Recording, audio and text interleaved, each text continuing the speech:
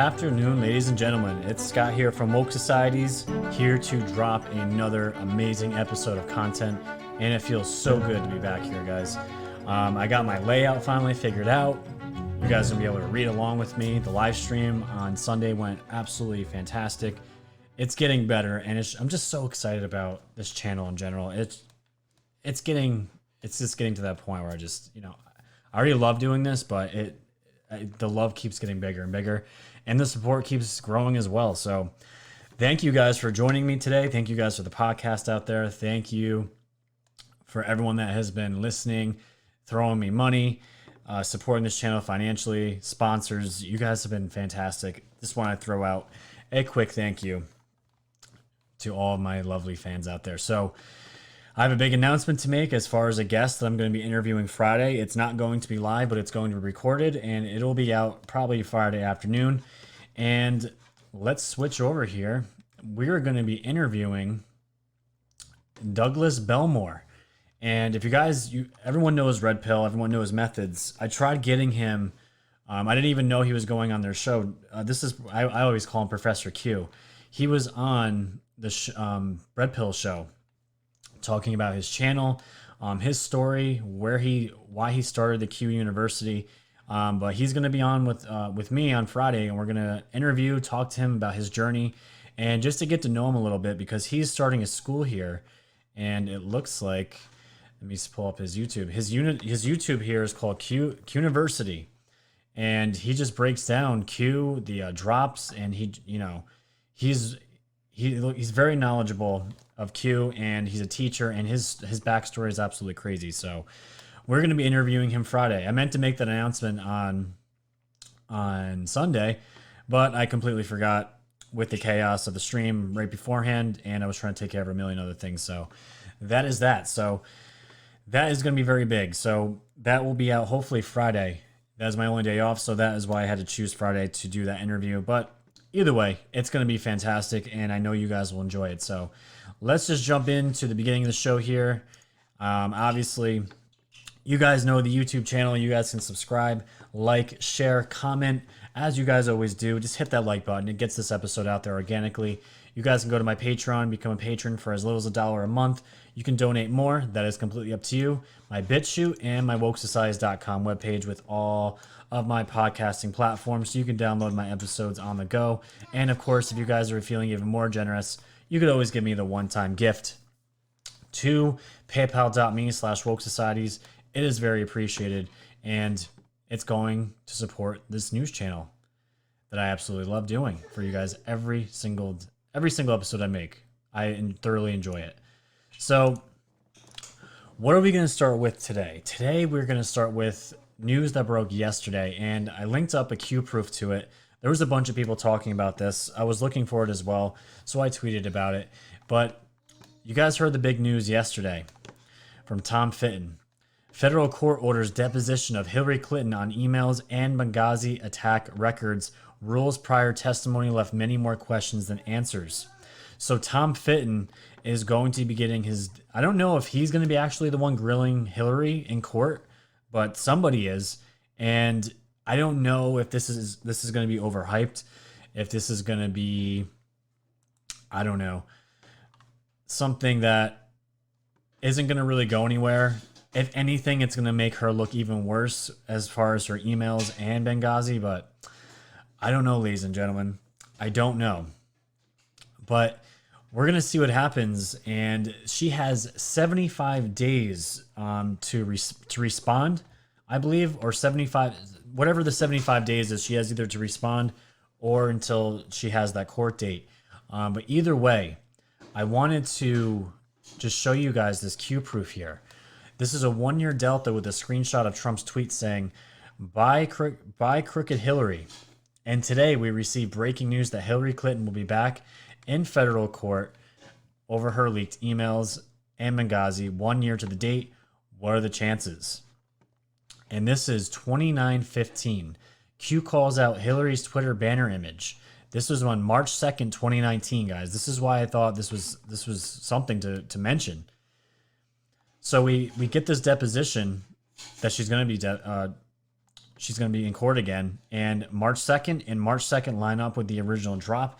And Trump tweeted in his tweet here, "All I see now that the 2-year Russian collusion case has fallen apart, there was no collusion except by crooked Hillary." And here you are.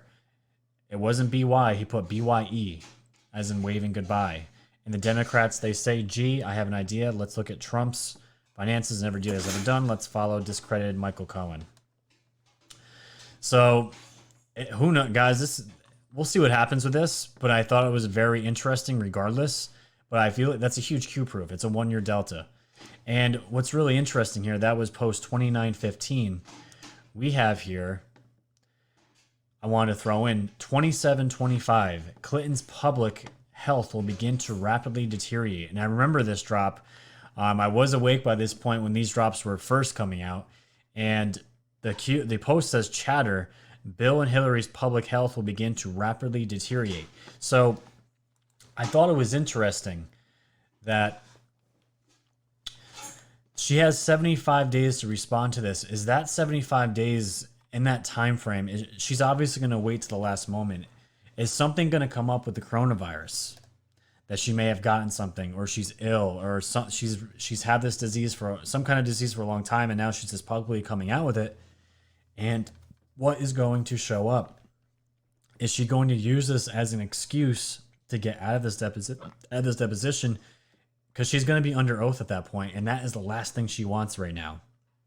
The last thing. So I'm just curious to see what's going to happen between now and that time, that 75 days she has. It's going to be very interesting.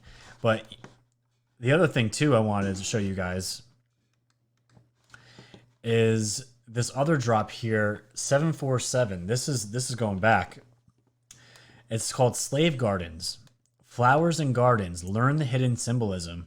What does flower represent? What does deflower represent?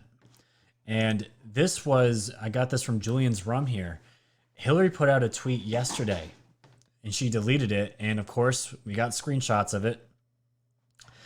She dropped this tweet here. "My mother was never happier than when she was in a garden. She passed that love along to me and her daughter, Chelsea Clinton, and we're excited to share the magic of growing things with the people you love in Grandma's gardens. Hope to see you on our tour next month." And here's a picture with obviously Hillary and her daughter, Chelsea. But it's interesting because Julian kept diving deeper here. Hillary tweets code about gardens, including graphic with evergreens, and you can see it here, the evergreens. 116, Washington state health officials announced 3 new virus deaths, bringing total to 5 in state and U.S. Washington equals evergreen state, evergreen hospital deaths, and right here, we heard the Washington state health officials announced 3 new virus deaths, bringing total to 5 in the U.S. We were talking about this on the live stream just Sunday. But whenever I hear these things, they trigger these. They trigger me to remember some Q post. And all you have to do, guys, is this isn't hard to do. When something comes out, you just search it in qmap.pub, and it highlights that word that you that's typed in, and you could just link things and just drop Q proofs everywhere. That's how I got queued originally. It took me 3 minutes to throw in the one about Admiral Rogers. And I got queued in post 3740 about something big is coming. It's not hard. Anyone can do this, guys. I'm not special. I'm not special by any means. So I thought this was just interesting to draw these links between what Q is talking about with the slave gardens. And we can go, I'm not going to go into depth with the slave gardens, but I've talked about this before. Most of you know what that is referring to. So we got that going on. Other big news that just dropped.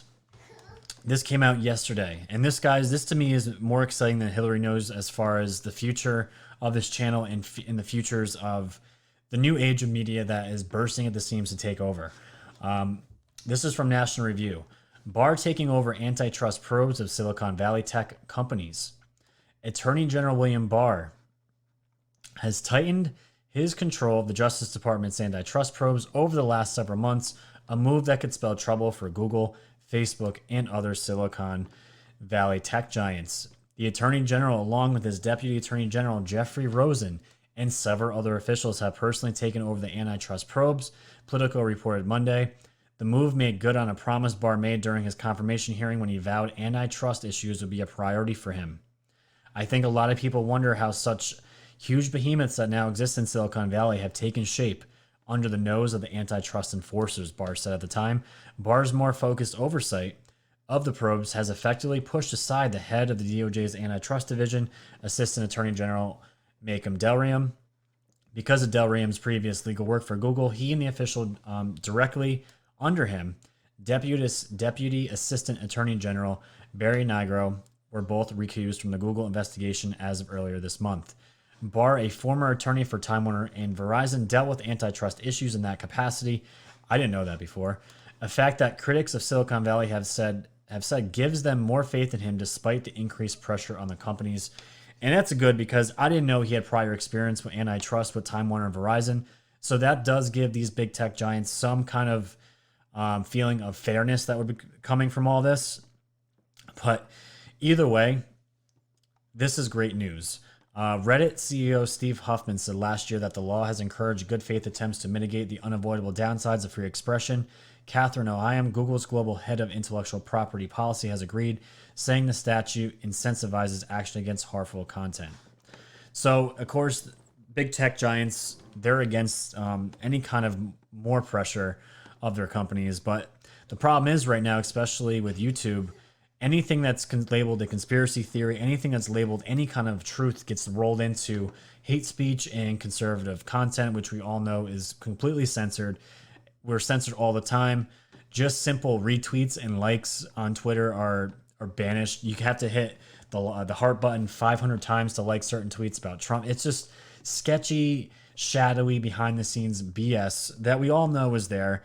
Silicon Valley acts like it's not happening, but we all know it's happening. But this is why AJ Barr is going to tighten the noose and get down to the bottom of it and hopefully change some of these laws. And guys, when this happens, this is going to open up a complete new doorway for podcast YouTube channels. The demonetization of channels will stop, I'm hoping. You know, that we'll have to see. This is probably going to be 2 or 3 years before we are completely unlocked to do what we need to do to get the unbiased truth out there. And guys, I can't wait. The future is bright, and I'm telling you right now is the best time to start a podcast on YouTube, because by then the market's going to be completely saturated. So if you're thinking about doing anything like this, now is the time to build your base, get your name out there before everyone else tries to jump in on the action. So, big news as well here. Trump campaign sues Washington Post for libel over false defamatory statements about Russia conspiracy. And this is great, guys, because it was the New York Times that he went after first, and now the Washington Post, the Amazon Washington Post, is being sued for libel lawsuit. So the Trump campaign filed a libel lawsuit against the Washington Post for millions of dollars on Tuesday for publishing false and defamatory statements about an alleged conspiracy with Russia, which has completely fallen apart by this point. The complaint obtained by Fox News was filed in the U.S. District Court in Washington, D.C. by attorney David C. Tobin and Charles J. Harder. It points to a pair of Post articles published in June 2019 that included statements tying the Trump campaign to foreign campaign interference. And God, I'm so tired of talking about that. The statements were and are 100% false and defamatory. The complaint alleges the Post was aware of the falsity at the time it published them, but did so for the intentional purpose of hurting the campaign while misleading its own readers. In the process, senior legal advisor to Donald Trump for President Incorporated, Jenna Ellis, said in a statement, adding the Post reported a conspiracy as a fact. And let's not forget, the complaint called the remark false and defamatory, noting that the opposite is actually true. And Trump sues New York Times for libel over Russia.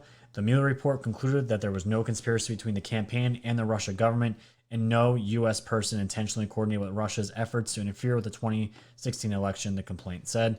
And that includes everybody in Donald Trump's campaign, which we all knew. We've known this for years. But the reason why I believe this is huge, guys, let's go to Q, post number 818. And guys, I'm going in deep here with the Q drops. These are the older ones, but they're very, very relevant. libel laws, and end of mainstream media. And this was this is from February 23rd, 2018. This is going back a screenshot where the original post is February 23rd. Who do you think is leaking the info? Take a wild guess. Analyze shooter. Voices in his head. We know we are taking action behind the scenes. CNN was set up. Stupid. I don't remember what this was in reference to. But either way, the end of the drop is the most important. It says libel laws, end of mainstream media, Q. And look what we have here. We have one against Washington Post, and now the New York. Also, before that was the New York Times. So he hasn't gone after CNN yet, which is, I believe, the worst of them. But we have ABC, MSNBC. We have all of them. So this is the domino effect, ladies and gentlemen. We are seeing so many things happen, and the people that keep saying, nothing's happening, you aren't. I don't know what to tell you. I don't know what to tell people that message me that all the time anymore. Because you want to say nasty things, but it's just, I just don't know. I don't know. I just don't know. So as we continue here, because it wouldn't be an episode without having some kind of information about the coronavirus, this was pretty interesting to see. We have on Twitter here, Ryan Saavedra tweeting here, Democrat Denver Councilwoman Candy Kobaka, can people, I don't know. Some of these names are just crazy. Says that she stands in solidarity with someone who says that if they get the coronavirus, that they will attend as many Trump rallies as possible. She appears to have made this statement on her government Twitter account. And this is now deleted. I don't know if there's a smaller one. And she retweeted it. And it says hashtag solidarity, yes. With a bunch of emojis, fist up, okay symbol, and a lot of people calling for her job. And you know what? The comment section alone on this was absolutely worth it. Let me see if I can just go into here real quick. Bunch of people saying you should be ashamed of yourself for wanting Americans to die because of their political views. You're a disgusting person. You must resign. Mark Dice threw in, you should resign from the city council immediately, you evil, soulless woman. And as the comments, they just keep getting worse and worse and worse. And if you go down to her Twitter, her actual Twitter account, it says this tweet's unavailable. What a surprise. What a surprise. So these are the people that we have in some of these Democratic states. This is what they want. They want people to get sick, and they want to try to go to Trump rallies and just, get more people sick that have, just because of their political views. It's absolutely disgusting. Disgusting. And it always feels like we're bashing the Democrats all the time, which they deserve. But if this is Republicans as well, because I don't want people to think I'm more of a Republican. I'm more of an independent. I don't trust politicians on either side. They're both part of the swamp. But if this was Republican and this was going after Democrat, I'd feel the same way. It's disgusting behavior. And you just gotta be better than this. You're a councilwoman. You're a government official. What are you doing? You gotta think before you just do these things. But either way. So let's go over this one real quick. This was crazy. So this is from the Gateway Pundit. Obama holdover made the call to fly coronavirus patients back to the U.S. from Japan, then boasted about it. This is why this scum that's still in D.C., these Obama holdovers, there's still some remaining. They need to go. This would made me irate, and it also made the president irate. President Trump was reportedly furious after a State Department doctor ignored the president's orders and allowed Americans sick with the coronavirus to return to the U.S. from Japan. Dr. William Waters, Executive Director and Managing Director for Operational Medicine for the Bureau of Medical Services at the U.S. Department of State, made the decision to bring the patients back to the U.S. So this is Daniel Greenfeld's take on what Walters did. And I didn't realize some of this, but I'm just going to read it to you real quick. Dr. William Walters is still on duty, so he's still working. He still has a job. In 2017, Walters was boasting of prepping more Ebola evacuations even over President Trump's opposition to the practice, and he was once again at the wheel now. Consulting President Trump was not part of the protocol even on a major national security issue. At a State Department briefing, Walters stated that the chief of mission right through to the U.S. Embassy is ultimately the head of all executive branch activities. That is the problem right there. So right here, we have Walters, this man that just, the way the system's set up, I guess, right now with the U.S. Department of Health, he's the top guy. He's the shot caller. Apparently, he doesn't have to go through the president for this. And I can tell you right now, Trump's going to want that change because he was pissed. Really pissed. So Walters got his job in 2011. He's a relic of the Obama era. That doesn't mean that his politics are those of his former boss, but this is not about him. It's about the reality that the White House doesn't make many of the most vital decisions and doesn't even know that they're being made until it's too late. And what that means, beyond the politics of the moment, is that the people don't decide. You can vote one way or another, and the real decisions that matter will still be made by the head of a directorate that is a subsection of a bureau that you never heard of, but that has a budget and the hundreds of millions, a small army at its disposal, and will follow whatever the protocol is. This is how the country is really run, and that's the problem. And it absolutely is.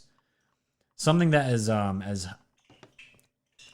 as highly just, it's just reeking of just all over the news.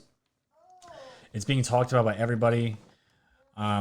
This is something that should run through the president, but I just thought that was interesting that, again, we have a holdover from the Obama administration just bypassing the president, but apparently this is how it's always been.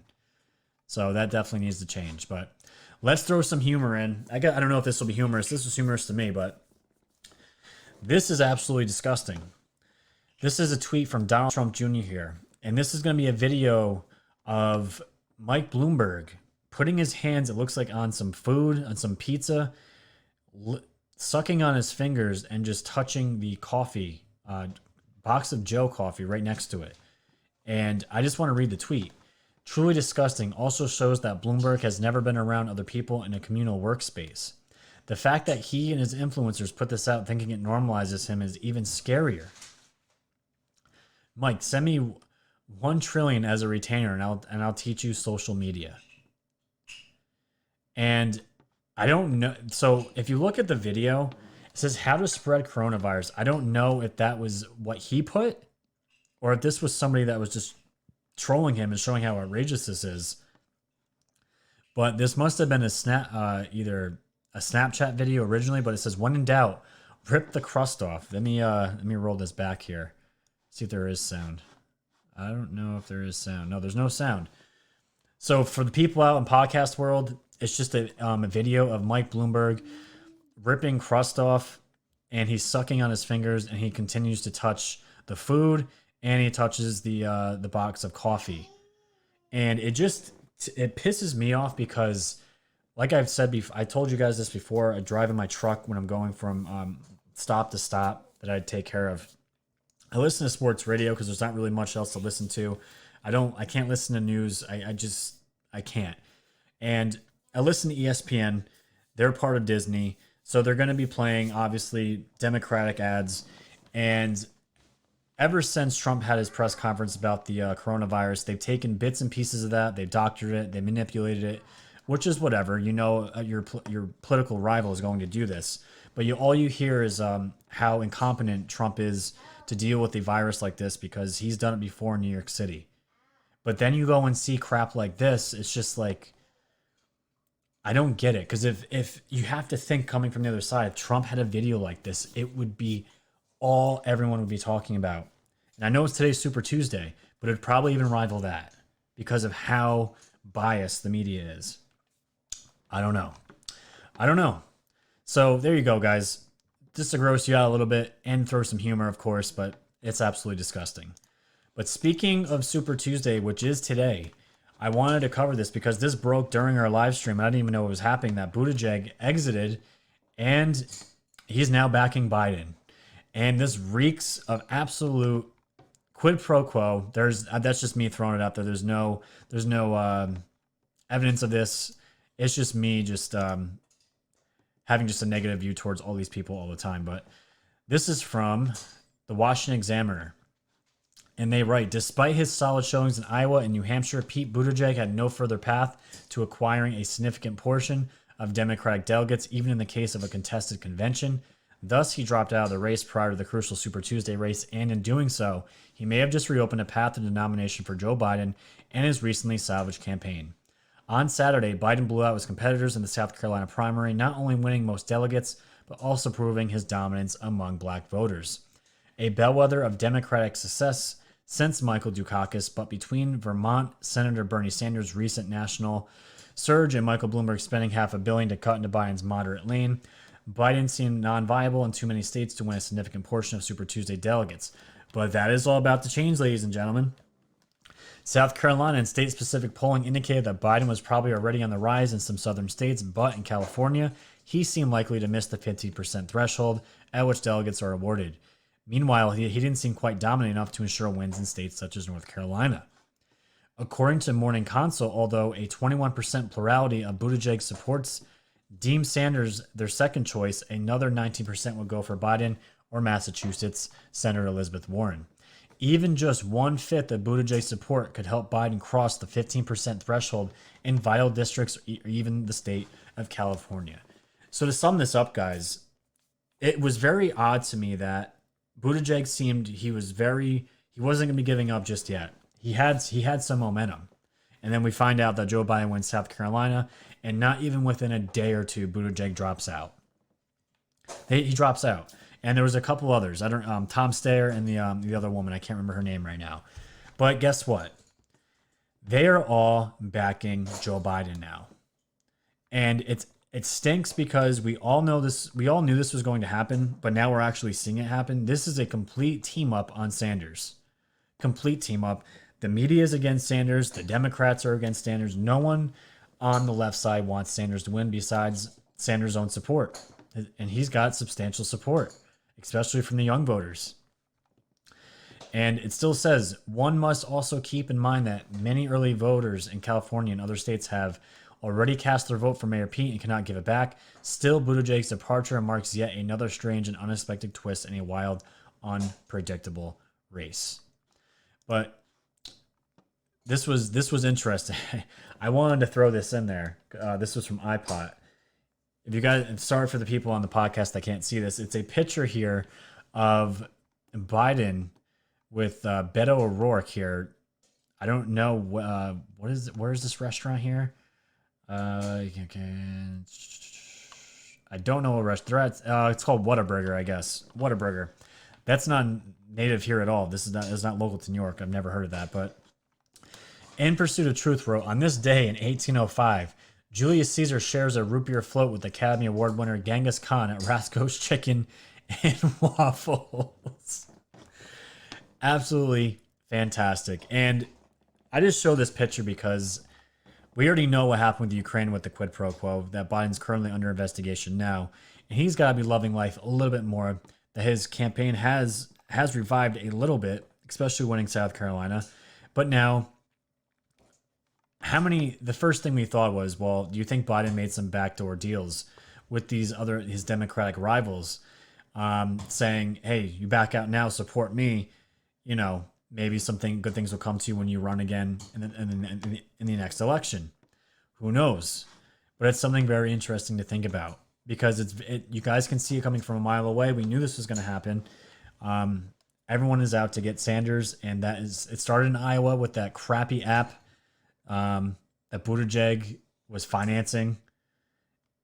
So, and then it just completely crashed. No one knew what the votes were. Bernie was supposed to, it just, you guys can see it. You don't have to explain every detail of it, but it's absolutely fascinating. And then you go to Donald Trump here, who tweeted out yesterday, they're staging a coup against Bernie. And of course, the narrative that the mainstream media is going to throw up is Trump is so afraid of Biden that he's fearful, so he's taking digs on social media, whatever you want to call it. But how amazing is it going to be if it ends up being between Biden and Trump and having them two go at it on national television? Like, dear Lord, please sign me up for that every day, all day. It's going to be fantastic. So, I don't know. We'll have to see what happens. But I don't know. But just, and this is what Methods was also talking about. He took a quote here from that same article we just read from. It says, which begs the question, was there a quid pro quo, alleged leaked VM from yesterday? So it's crazy, guys. And just to throw in some little news here at the end, Harvey Weinstein is still in the hospital, apparently. And his accusers are outraged that he still awaits sentencing. And we all know why he's waiting. We all know why. Excuse me real quick.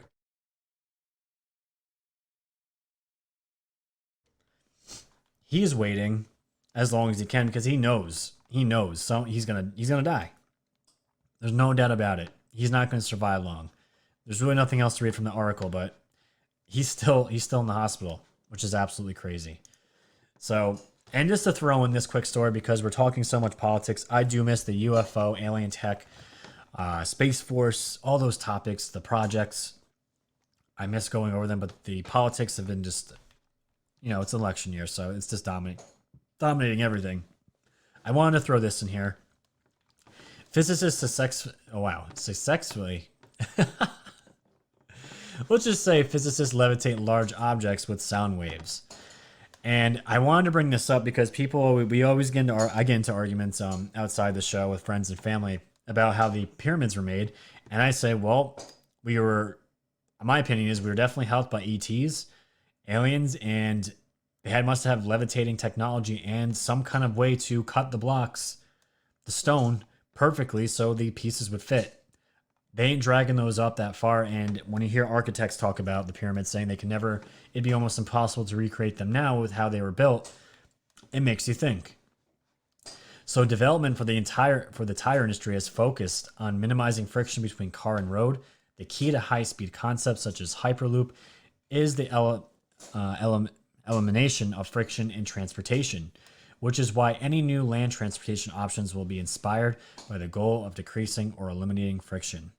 Researchers from Brazil and the UK have been able to levitate a 50mm 2-inch solid polystyrene sphere using acoustic waves.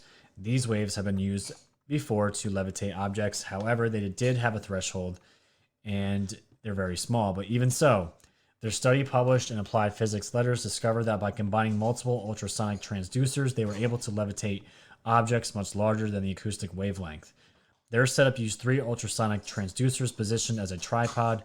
The researchers determined that changing the angle and number of transducers does not interfere with the setup's ability to levitate a large object. And it's just really cool because I remember seeing videos, documentaries. Corey Good talked about all this stuff. David Wilcock talked about these cones that they found on these archaeological digs from thousands and thousands and thousands of years ago.